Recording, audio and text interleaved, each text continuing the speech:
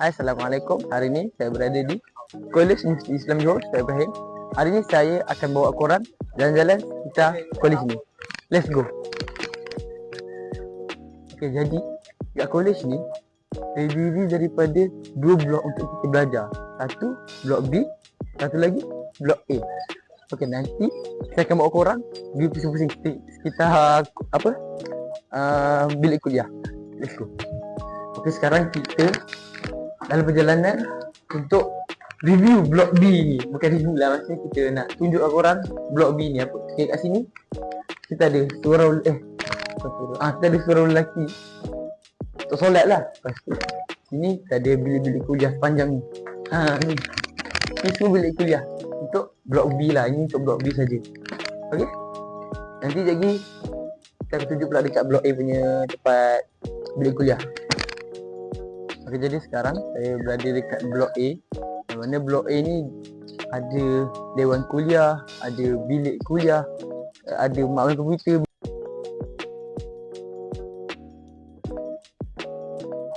bilik bersarah. Sekarang saya nak bawa korang tengok dewan kuliah dulu. Mana dekat dewan kuliah ni, dewan kuliah ni insya-Allah selesa. Sebab apa? Tengok. Ada kerusi, ada meja, ada juga LCD, aircon lagi. Lepas tu pencahayaan kita pun memang sesuai yang untuk belajar. Orang kata apa? Kita punya fasiliti ni lengkap.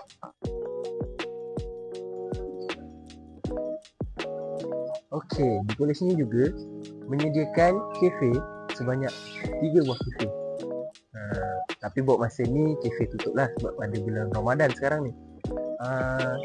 Kafe juga menyediakan makanan-makanan yang harganya berpatutan dengan pelajar lah.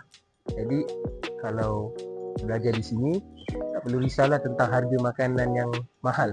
Okey, sekarang saya akan bawa anda semua ke Dewan Besar. Let's go. Okey, sekarang kita berada di Dewan Besar Puisi.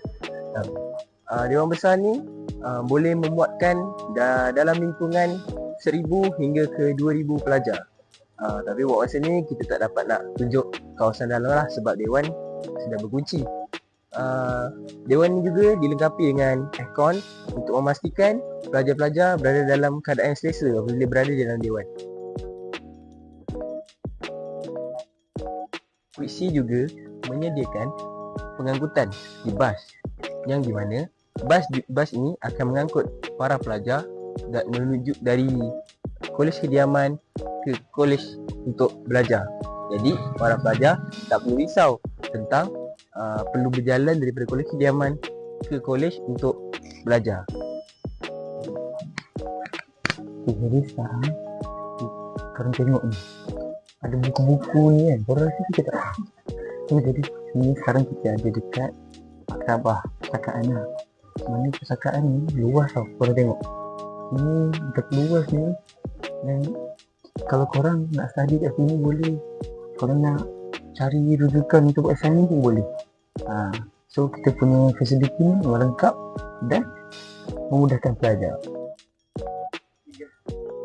Di Kuisi kami menawarkan di pelbagai jenis kos seperti diploma pendidikan, diploma halal, diploma kewangan, diploma tahfiz, serta menawarkan ijazah seperti ijazah syariah bagi pelajar lepasan diploma yang ingin melanjutkan pelajaran di sini. Sekiranya anda berminat untuk belajar di sini, anda boleh melayari www.kuisi.edu.my.